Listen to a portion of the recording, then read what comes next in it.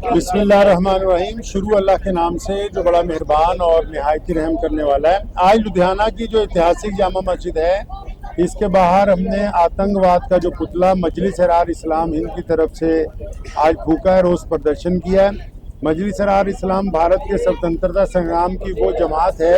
जिसने उस समय भी अंग्रेज़ों के साथ साथ देश के गद्दारों के खिलाफ एक आंदोलन चलाया और ये कहने की उस वक्त स्पष्ट तौर पर ये कोशिश की कि दुश्मन के साथ साथ गद्दारों से लड़ना बहुत ज़्यादा ज़रूरी है।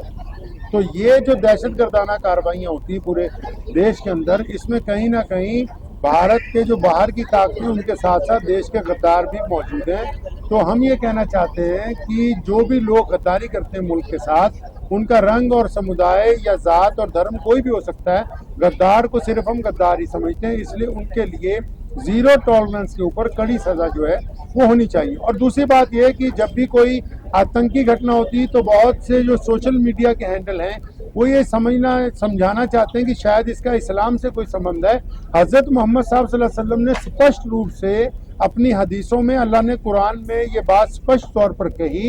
कि अगर आप किसी एक बेकसूर व्यक्ति का कत्ल करते हैं तो ऐसा कि जैसे आपने सारी ही इंसानियत को कत्ल कर दिया गया। तो इसलिए इस बात को हम स्पष्ट तौर पर पूरे देश के लोगों को, पूरी दुनिया के लोगों को बताना चाहते हैं कि कोई भी आतंकवादी संगठन हो, कोई भी आतंकवादी व्यक्ति हो, उसका इस्लाम के साथ कोई संबंध नहीं है। इस्लाम ऐसे लोगों की निंदा करता है और इस्लाम स्पष्ट रूप से ये बात कहता है कि किसी भी निहत्थे को, बेकसूर को मारना दहशतगर्दी है, आतंकवाद है और आतंकवाद का इस्लाम के साथ कोई संबंध नहीं। मैं ये समझता हूँ अपनी साथी तौर पर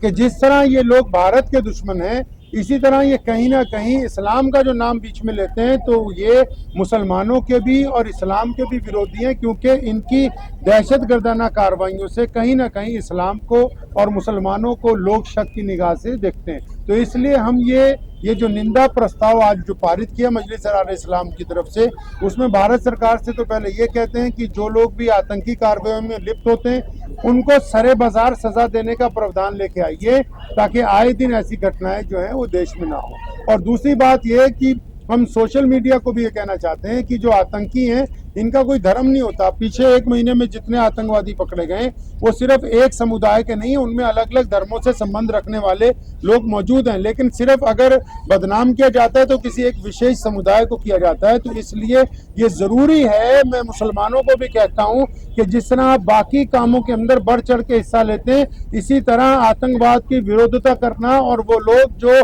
आतंक को इस्लाम के साथ जोड़ना चाहते हैं उनकी विरोधता करके ये बात साफ तौर पर स्पष्ट रूप पर बतानी कि इस्लाम का, दीन का, मुसलमानों का आतंकियों के साथ ना कोई पहले संबंध था, ना है, ना ये हो सकता है, क्योंकि इस्लाम जो है मजलूमों की हत्या को, बेकसूरों की हत्या को कायराना बात बताता है, बुज़दिलाना बात बताता है। दुनिया में वैसे भी एक कायदा है कि लड़ा जाता है तो बराबर के लोगों से लड़ा जाता है। जो लोग छुप के वार करते हैं, जो लोग निहत्तों पर, मुसाफिरों पर, गरीबों पर, मोहताजों पर, या जो आम टूरिस्ट होते हैं, जिस तरह अभी पीछे कश्मीर में भी हुआ और अब लाल किले के बाहर हुआ, जो लोग छुप के वार करते हैं वो जिहाद का नाम नहीं आप उनको दे सकते। आप उनको दहशतगर्दी कह सकते हैं, आतंकवादी कह सकते हैं। और आतंक का हमारे देश के साथ, हमारे दीन के साथ, हमारे मजहब के साथ कहीं तक भी कोई भी है संबंध नहीं। लगता है कितने पढ़े लिखे डॉक्टर का नाम विच हाँ बिल्कुल, बड़ी दुख दी गल है कि एक पढ़े लिखे लोग जिहड़े है उन्हां दा नाम इहदे विच आया है।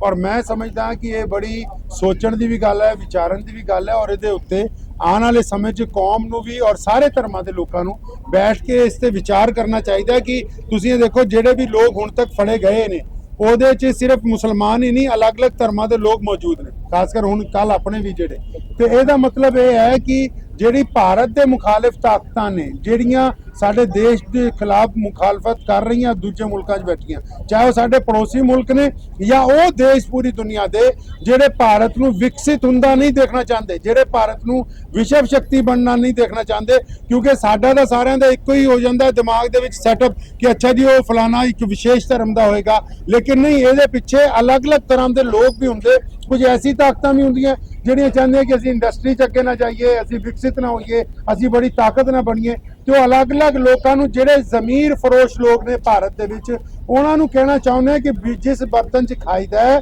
ਉਹਦੇ ਵਿੱਚ ਛੇਦ ਨਹੀਂ ਕਰੀਦਾ, ਜਿਸ ਮਿੱਟੀ ਦੇ ਉੱਤੇ ਰਹੀਦਾ ਹੈ, ਉਹਦੇ ਨਾਲ ਗੱਦਾਰੀ ਨਹੀਂ ਕਰੀਦੀ, ਚਾਹੇ ਉਹਨਾਂ ਦਾ ਧਰਮ ਕੋਈ ਵੀ ਹੋਵੇ। ਅਗਰ ਕਿਸੇ ਵੀ ਧਰਮ ਦਾ ਬੰਦਾ ਆਪਣੀ ਮਿੱਟੀ ਨਾਲ, ਆਪਣੇ ਵਤਨ ਨਾਲ, ਆਪਣੇ ਦੇਸ਼ ਨਾਲ ਗੱਦਾਰੀ ਕਰਦਾ ਹੈ ਤੇ ਉਹਦੀ ਸਜ਼ਾ ਸਿਵਾਏ ਮੌਤ ਦੇ ਕੋਈ ਦੂਸਰੀ ਜਿਹੜੀ ਉਹ ਨਹੀਂ ਹੋਣੀ ਚਾਹੀਦੀ। ਮਾਮਲਾ ਲੁਧਿਆਣੇ ਦੇ ਵਿੱਚ ਵੀ ਹਮਲਾ ਹੋਣ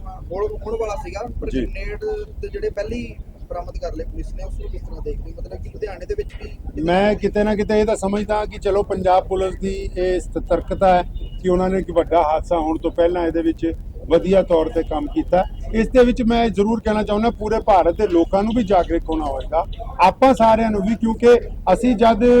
ਅਸਲ ਦੁਸ਼ਮਣ ਨੂੰ ਭੁੱਲ ਜਾਂਦੇ ਆ ਔਰ ਫਿਰ ਜ਼ਾਤ ਔਰ ਧਰਮਾਂ ਦੀ ਵੰਡਣ ਤੋਂ ਬਾਅਦ ਅਸੀਂ ਦੁਸ਼ਮਣ ਨੂੰ ਸਿਰਫ ਇੱਕ ਪਹਿਨਾਵੇ 'ਚ ਲੱਭਦੇ ਆ ਤੇ ਇਹਦੇ ਨਾਲ ਕਿਤੇ ਨਾ ਕਿਤੇ ਵਿਦੇਸ਼ੀ ਤਾਕਤਾਂ ਨੂੰ ਫਾਇਦਾ ਹੁੰਦਾ ਹੈ ਔਰ ਫਿਰ ਉਹ ਦੂਸਰੇ ਪਹਿਨਾਵੇ 'ਚ ਆ ਕੇ ਸਾਡੇ ਮੁਲਕ ਨੂੰ ਨੁਕਸਾਨ ਪਹੁੰਚਾਉਣਾ ਚਾਹੁੰਦੀਆਂ ਨੇ। ਇਸ ਲਈ ਸਾਡੇ ਸਭ ਦਾ ਇੱਕ ਤਾਂ ਟੀਚਾ ਹੋਣਾ ਚਾਹੀਦਾ, ਚਾਹੇ ਅਸੀਂ ਮੁਸਲਮਾਨ ਹੋਈਏ, ਹਿੰਦੂ ਹੋਈਏ, ਸਿੱਖ ਹੋਈਏ, ਈਸਾਈ, ਦਲਿਤ, ਜੋ ਮਰਜ਼ੀ ਹੋਈਏ, ਇੱਕ ਟੀਚਾ ਤਾਂ ਸਾਡਾ ਸਾਹਮਣੇ ਹੋਣਾ ਚਾਹੀਦਾ ਕਿ ਸਾਨੂੰ ਆਪਣੇ ਮੁਲਕ ਦੀ ਹਿਫਾਜ਼ਤ ਦੇ ਲਈ ਅੱਤਵਾਦ ਦੇ ਖਿਲਾਫ ਇਕਜੁੱਟ ਹੋ ਕੇ ਸਾਹਮਣੇ ਆਣਾ ਹੋਏਗਾ, ਤਾਂ ਹੀ ਇਹ ਗੱਦਾਰਾਂ ਨੂੰ ਜਿਹੜਾ ਉਹ ਬੇਨਕਾਬ ਕੀਤਾ ਜਾਵੇਗਾ।